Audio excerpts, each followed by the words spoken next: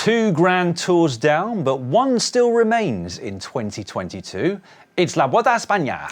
And it looks like it could be the most open and unpredictable of the three this year, with no clear favourite going into it. So, our predictions, therefore, could be more rogue than ever. We're going to be going through the key riders taking part in the race and giving an insight into all the stages of this year's Vuelta. First up though, our usual reminder that you'll be able to watch live coverage of every single stage on GCN+ if you're in Europe or the Asia-Pacific region, except for China, New Zealand and Japan. The stages will also be available on demand with highlights and our usual pre- and post-race breakaway shows hosted by Ollie. So, if you are yet to subscribe, get on it. We would love to have your company over the course of the 3 weeks. However, if you're not in one of the territories where we can show the race live, we will have short free-to-view highlights so you can keep up to date with the race. Plus, all the latest news from the race will be on our app, and there will also be overall race and stage previews, maps, profiles, results, and much more besides. But before we get on to this year's race, a brief look back at how it played out 12 months ago. After a second consecutive Tour de France disappointment, Primož Roglič bounced back to win his third consecutive Vuelta. And there weren't many points where he looked under too much pressure from his rivals. Enric Mas ended up finishing almost 5 minutes back in second place, with Jack Haig taking his first Grand Tour podium with third that year. All three, we think, are going to be back again this year, but the man who dominated the sprint finishes and the points classification won't. And Fabio Jakobsen's absence this year opens up opportunities for a load of other sprinters who we will get onto later on. Onto the route then, and this year's Vuelta will cover 3,284.4 kilometres, climbing 48,561 metres and visit 9 of Spain's 15 mainland regions, making up this distance and back-breaking amount of climbing at 8 mountain stages, 7 of which are summit finishes. There's 5 hilly stages, 6 flat stages, 1 individual time trial and 1 team time trial. So, a lot of climbing to be done, but not for the first 3 stages because they are all in the Netherlands. It all starts this coming Friday, the 19th of August, and runs through to Sunday, the 11th of September. Utrecht plays host to the first 2 stages, and we open with a team time trial, a discipline that's become increasingly rare over recent years. It's 23.4 kilometres long and completely pan-flat, so this is a stage for teams who are stacked full of big powerhouses. That said though, the circuit around Utrecht is far from straightforward, with no fewer than 23 corners for the riders to navigate in tight team time trial formation. It's a route where it's important to do all of your homework and where being smooth is going to result in the best times. Yeah, there will be a GC hierarchy, of course, established after that opening day, and you'd think, therefore, that the riders' nerves should be settled a little as they take on stage 2 between Hertogenbosch and Utrecht.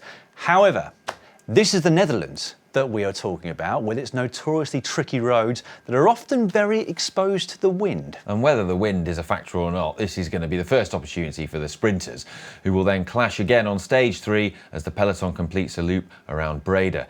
Again, the riders will have to be wary of the wind, which can really whip up in this part of the world. The first rest day, stroke travel day, will come on the first Monday, as it has done with every Grand Tour this year, because they've all started outside of their home country. They'll be pleased for that break, though, ahead of a nasty-looking stage 4, which takes place in the Basque Country. A region of Spain notorious for its hilly terrain, which is the main flavour of the day. There may only be 2,500 metres of climbing between Vitoria and La Guardia, but a stepped climb in the last 15 kilometres, followed by an uphill drag to the line, is going to entice the punchers and GC contenders into action. At least we hope it will. Another day in the Basque Country follows on stage 5, a little hillier than the first one, with a leg-breaking circuit around Bilbao in the final 40 kilometres. Now, on paper, it looks like a mini Classica San Sebastian, Yeah, it does. so it should suit the punchers and climbers who often excel in that race. Well, it suits Remco Evenepoel, really, doesn't it? Very true, but the breakaway specialists will also be licking their lips upon the first glance of the hilly route. Although so will several of the GC contenders, who may see this stage as an early opportunity to make inroads into their rivals and draw themselves within sniffing distance of the leader's jersey. Quite possibly. And the riders will bid farewell to the Basque Country on stage 6 as they head towards the race's first summit finish in Cantabria. There are 2 climbs before the long drag up to the finish line atop Pico Llano, but both pale in comparison to this Cantabrian challenge, which extends for 12.6 Ks at an average gradient of 6.5%. But as it falls so early on in the race, it's unlikely that we'll see it create big time gaps within the GC men. Having said that, we will undoubtedly get a good indication of who doesn't have the form to win this year. One day later, on stage 7, the riders will tackle an interesting route between Camargo and Cistierna that, save for a large Cat 1 climb on the middle of the stage, looks like a day for the sprinters. But at 21.8 kilometres in length with an average gradient of 5.4%, the Puerta de Santa Gloria is too tough for most of the fast men. But with it falling over 60 k's from the finish, will it or won't it spark any action between the GC men? Probably not. So this will likely come down to whether or not there's a big breakaway, or whether there's a sprinter, climby type rider who puts his team on the front to distance pure sprinters, as we saw happen a couple of times this year at the Giro and the Tour. Stage 8 is a short but gruelling stage in Asturias that features no fewer than 6 categorised climbs, all crammed into just 154 kilometres. The breakaway specialists will sense a golden opportunity, whilst the GC men will be on their toes and alive to the danger present around almost every corner. The final climb that day, the Colo Fanquaya, apologies for the pronunciation, is 10.1 Ks at 7.7%, the hardest of the race to that point. So almost undoubtedly, we'll see some big GC moves there. Another back-breaking stage in Asturias then follows, giving the riders little or no opportunity to recover. There may be fewer climbs on stage 9 than stage 8, but the final one, Les Prieras Nava, is a brute. 3.7 kilometres at 13.4%. Wow. So that's a really big weekend in the GC battle, so make sure you tune into the live coverage Saturday the 27th and Sunday the 28th of August. There will be a well-earned rest day for the riders in Alicante the following day, but then the riders will be faced with the all-important individual time trial on stage 10. The 31-kilometre course between Elche and Alicante is one for the pure TT specialists and should give them their best opportunity yet to punish the climbers and build up a large buffer ahead of the mountains. A day of active recovery will then follow on stage 11 as the peloton makes its way down the Andalusian coast towards a likely bunch finish in Cabo de Gota. Those sprinters who shone in the Netherlands will finally get a chance to do so in Spain as well. The spotlight will pass back over to the GC contenders on stage 12 though, the 4th summit finish of the race, the climb to Penas Blancas. 19 kilometres at 6.3% is the only categorised climb of that day, so most should arrive at the foot of it with a fresh pair of legs. It's a serious test, and it's one that's bound to create some gaps between the major players. It is, yes. One day later on stage 13, the sprinters will pick back up from where they left off 2 days previously. The 168-kilometre long stage between Ronda and Montilla is as flat as they come, by Vuelta standards at least, and so should end up in another big bunch finish. The following 2 days could prove to be the most pivotal of this year's Vuelta. On stage 14, the riders will make their way into the infamous Sierra Nevada mountain range for yet another summit finish, this time atop the Sierra de la Pandera, a popular climb at the Vuelta, having featured 5 times since its first appearance in 2002. Yeah, from its foot to its summit, it's 23 kilometres long with an average gradient of 5.2%, but it can be split up into 2 distinct parts. The last part, 8 Ks at 7.2%, is by far the toughest. Now, time gaps won't be huge, we don't think, by the finish, but they will be big enough to reshuffle the GC and upset the power balance ahead of an even tougher summit finish just 24 hours later. Yep, stage 15 is the Queen stage of the 2022 edition. It doesn't feature quite as many categorised climbs as other mountain stages, but it is the only one to feature an Especial summit finish, the highest level of categorisation at the Vuelta. Yeah, Sierra Nevada is the climb in question, but before the riders tackle this beast, they must first take on the Cat 1 Alta de Perche, a gruelling climb in its own right. Shortly after, the long drag up to the 2,512 metre high summit of Sierra Nevada will begin. At 19 kilometres in length, with an average gradient just under 8%, this is the hardest climb at the race this year, and one that could potentially flip the GC on its head. I think the riders will be happy, though, that the organisers decided not to extend the climb even further. Rumours of that had been circulating until fairly recently. It goes about 3,500 metres. I know, they will be very pleased about that, won't they? As they will about the third and final rest day that follows that stage. And then it's on to stage 16, which is largely straightforward and flat, save for two small kickers in the last 15 kilometres that could swing the balance in favour of the puncheurs rather than the pure sprinters. Stage 17 is a hilly day between Arencena and Monasterio di Tenturia. It's another great day for the puncheurs as well as the breakaway specialists. But it's stage 18 that will then see the GC contenders re-enter the fray as the race heads towards the seventh and final summit finish atop Alto di Pional. Yeah, we can apologise for all the pronunciations right here, right now. And now that mountain itself will be tackled two times. Firstly from its eastern face, 13.5 k's at 5%. Then its western side, which is 13.3 k's at 5.5%. So the two climbs are virtually identical, and neither are really tough enough to create big gaps between the GC riders. As a result, there's a chance that this stave could be ridden quite conservatively. Although we're obviously hoping that it's not. At just 138 kilometres in length, stage 19 is the shortest road stage of the race, bar the final day's procession into Madrid. This short distance, combined with two ascents of the Puerto de Pielago, which is 8.8 kilometres at 5.8%, should make for an explosive day in the saddle, and one where the race leader could potentially be ambushed by his rivals. However, the biggest GC ambushes should come one day later on stage 20, which has close to 4,000 metres of climbing and no fewer than 5 categorised climbs. Now that climbing will start in the mountains just northwest of Madrid, and there's really no let up until the riders cross the line a few kilometres after the cresting the peak of the final climb of the day. That one is the Puerto de Cotos, 10.4 k's at 5.4%. I mean, this should prove to be the most attritional stage of the race, and one where only the strongest survive to contest the stage win at the finish. Whoever can survive the longest and end the day in red will, barring disaster on the final day, crown themselves the winner of the 2022 Vuelta España. The final stage around Madrid will then serve as the victory lap as the sprinters fight it out for one last time for stage honours.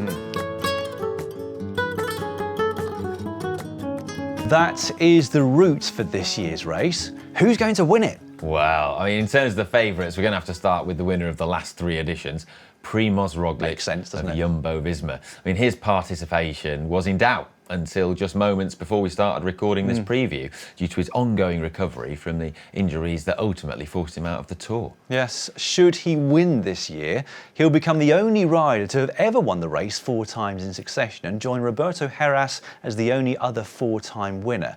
However, his form going into it is a complete mystery to us, and given how late the team left it to make a decision, you question whether he's going to be on the same form he has been for the past 3 editions that he won. Yeah, but you'd never count him out, and he has been selected. It might well be because the signs are there that he can win. It would seem a strange decision to bring a 3-time winner for anything other than another win, wouldn't it? That is a good point, well made, I would say. He's got a decent team around him too, hasn't he? With Sepp Kuss, the key mountain lieutenant. Rowan Dennis is making his Grand Tour debut for that squad, and they've also got the likes of Mike Turnison and Eduardo Affini for the flatter stages to protect him. I reckon Kuss might have half an eye on the GC as well, you know. I mean, just in case Roglic isn't on top form. Maybe, yeah. But on to our next big pick, and it's fairly unusual for the second rider in our preview of a Grand Tour to be a rider whose best result in a Grand Tour is a DNF.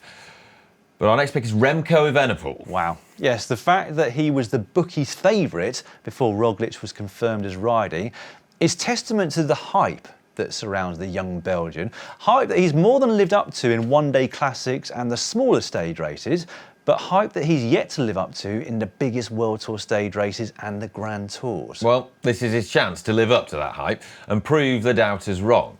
But there is a lot of pressure on his shoulders. The whole of Belgium will be watching, and you can bet that there will be more Belgian cycling journalists in Spain than ever before.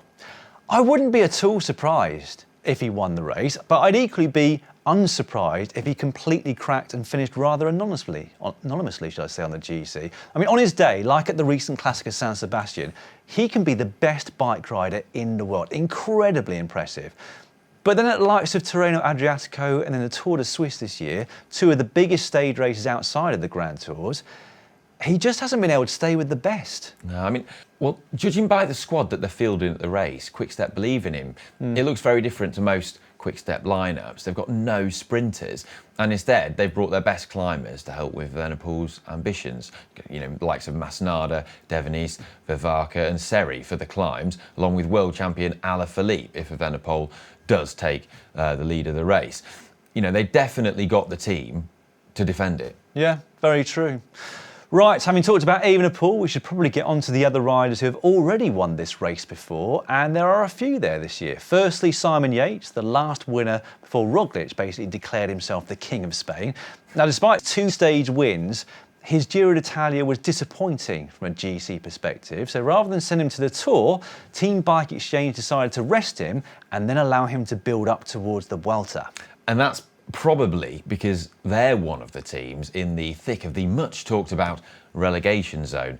A stage win at the Tour carries relatively few UCI points. A good ride on the GC at La Vuelta will get them a bucket load. It will, yeah. And judging by recent form, he's got a decent chance, hasn't he? He's had just 4 days of racing since the Giro d'Italia and taken 3 wins. Now, unlike Quick-Step though, Bike Exchange haven't brought a team that's entirely focused on the general classification, with Caden Groves coming to the race looking for the sprints. Yeah, the next former winner on the start list is Nairo Quintana of Arkea Samsic, who took the title in 2016. He's not raced since the Tour, where he was 6th, but he's had a really consistent season, finishing in the top 7 of all 6 stage races he's finished this year, with 2 overall wins along the way. I'd personally love to see Quintana back to his winning ways at a Grand Tour, but it has now been 6 years since the last win that he had, that Vuelta a España, and he won't be liking the look of the time trials, neither the team nor the individual one. Yeah. And the other 3 former winners of the race are unlikely to win again this year. Vincenzo Nibali, Chris Froome and Alejandro Valverde. They've raced 77 and won 12 Grand Tours between them. Wow. But as such, they're all at the wrong end of their careers to really threaten the current top dogs. Although we might live to regret saying that. Yeah. Chris Froome for the win, I say. Of the other riders who haven't won the race before and aren't Remco Evenepoel, we have to begin with Jai Hindley, the only rider on the start list who has won a Grand Tour already this year, which he did, of course, back in May at the Giro d'Italia. He hasn't raced much since then, but was there or thereabouts at the Vuelta a Burgos, finishing 7th, but under a minute down. There's also a formidable quartet at Ineos Grenadiers, former Giro winners Richard Carapaz and Theo Gegenhardt, plus Vuelta a Burgos winner Pavel Sivakov and one of the most promising young climbers around, Carlos Rodriguez. I mean, of those 4, it's Carapaz who has the best pedigree when it comes to Grand Tours. But I'm hoping they don't go, into it with one sole leader. I think their best chance would be to keep all 4 of those cards up there in the GC as long as they possibly can. Well, I would agree, especially at La Vuelta, where anything can happen on almost any stage. And there are plenty of opportunities to play those cards and put other riders and other teams under quite a lot of pressure. I'm also really looking forward to seeing Luke Plapp, Ethan Hayter and Ben Turner make their Grand Tour debuts. That's going to be interesting to watch. Plus, when you add in Dylan van Baarle, that's got to be the strongest overall squad at the race this year. I mean, absolutely. But what about Enric Mas then? I mean, runner-up last year. There's no doubt about his climbing ability, especially when he's in Spain. But it's going downhill that appears to have been his Achilles heel. He crashed in Tirreno, crashed in the Basque Country, and then was forced to withdraw from the Tour de France after a COVID positive. I think he crashed at the Dauphiné as well, didn't he? So it's not been the smoothest of seasons for him, has it? But like you say, he does normally come good in Spain at La Vuelta, but his descending is a real worry, almost like a mental block that he's got at the moment. Anyway, up next, a pair of Australians will be hoping to finish on the podium. Jack Haig, who did exactly that this time last year, and Ben O'Connor, who looked so dejected at the Tour de France, didn't he, when nothing seemed to go right for him. Yeah, neither of them have raced since their early exits in France. But that's not necessarily a bad thing. At this point in the season, still being relatively fresh, mentally and physically, is part of the battle. I've got a sneaky suspicion that O'Connor he's going to do really well. But he's another rider that won't be relishing the time trials. That is very true, but I would agree with you. I think O'Connor could do a great ride at the Vuelta. On to UAE Team Emirates now, who have 3 potential team leaders. Now, you'd have to imagine going into it that Joao Almeida will be the main protected rider, but they do also have Brandon McNulty, a rider who's shown bursts of brilliance this year, and Juan Ayuso, who makes his Grand Tour debut at the tender age of 19. Almeida's a real threat, I reckon. He must have had this as a big target since he had to withdraw from the Giro with COVID. But I guess, others to watch out for on the GC include the enigma that is Mikel Landa, 3rd overall at the Giro. We've already mentioned Jack Haig, but with Landa, Bilbao, Maida all likely to start, they're another team with multiple cards to play. Yeah, Bahrain victorious, watch out for them. Also, EF Education Easy Post, watch out for them too. Their team probably won't be officially announced until about 20 minutes before the start of the team time trial, but Carthy, Chavez, Uran, Guerrero and Padan are all on the long list for them. Yeah, that's a really decent team if they all go. Intermarché as well, they could have a few options. You've got Pozivivo, Menkes, Hurt. Yes. Now, if you want an outsider for the general classification, look no further than Jay Vine, because I was at the Zwift Academy in Mallorca late last year, and he said to me there that he was hoping to give the GC a crack at this year's Vuelta. Now, he's unlikely to make the final podium, but I expect he'll be aiming for a top 10. So that's the vast majority of the GC contenders. What then about the sprinters? Well, as ever, most have opted to steer clear of the Grand Tour that is notorious for offering up very few sprint opportunities. But we have got Tim Merlier making his only Grand Tour appearance of this season for Alpecin Fenix.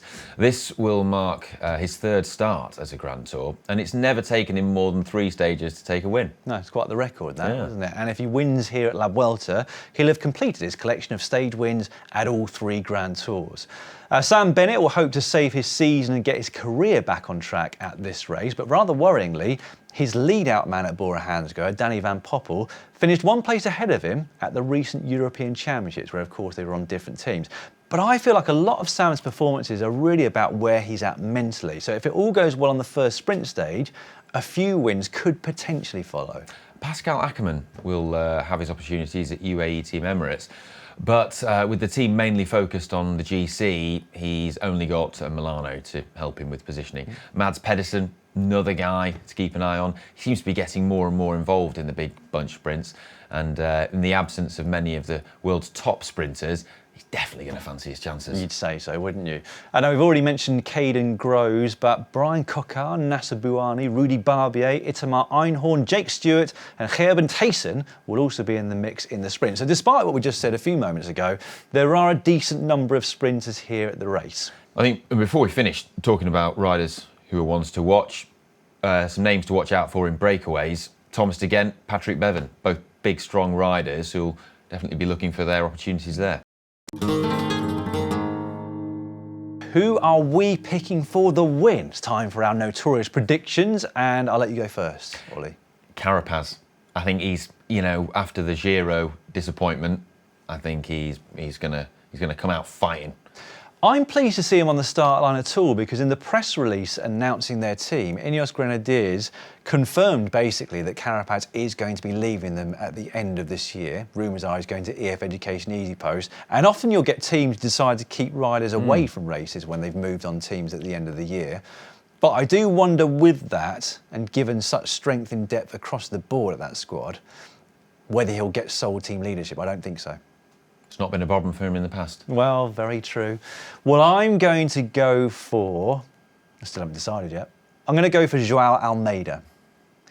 And that was on a whim, so I don't really know why I've gone for him. But he's just been knocking on the door for a long time. He's very consistent. He's notorious for getting dropped at the start of every big climb, but then clawing his way back to the big guns and often taking the win at the end of it. He did it recently in the Vuelta a Burgos. So I think he's got what it takes. He's tenacious. He's tenacious, yeah. He rides at his own pace, and he's got the team to back him up as well. So we shall see.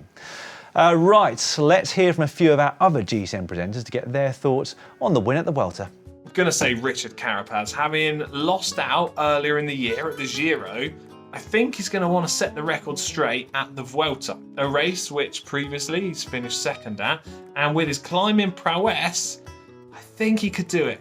I think he could. Come on, don't let me down. Maybe I'm going to actually get a prediction right for once.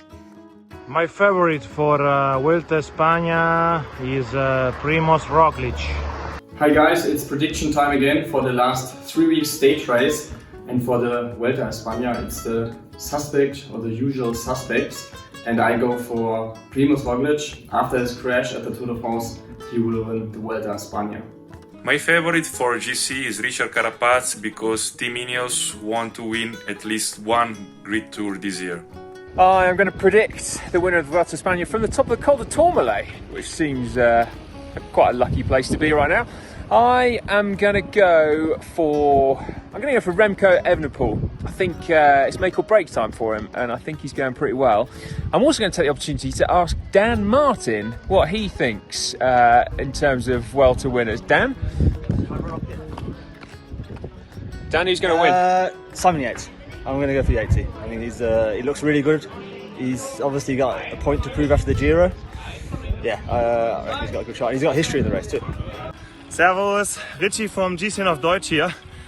Yeah, my prediction for La Vuelta 2022 is your team, guys. Ineos Grenadiers, they will win it with my name brother, Richard Carapaz.